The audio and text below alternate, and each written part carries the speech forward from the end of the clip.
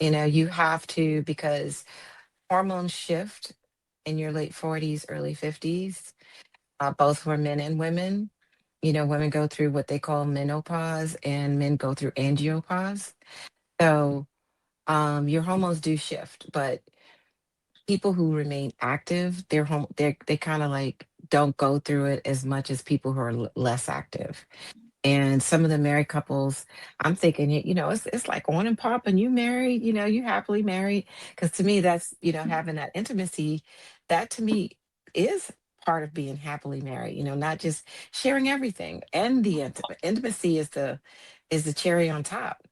And but they tell me, some couples, not all couples, but sometimes, they gain weight, and his belly gets bigger and her hips get wider, and they start developing diabetes, and all those things affect it. If you especially if you have if you're pre-diabetic or diabetic, that affects your ability to get an erection.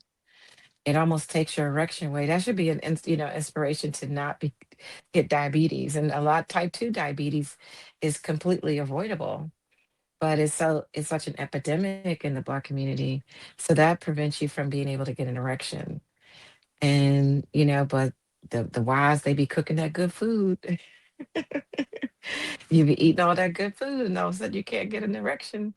But I would say you have to take care of yourself.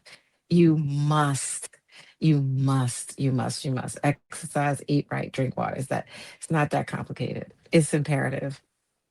And if you don't, it will affect your ability in later years.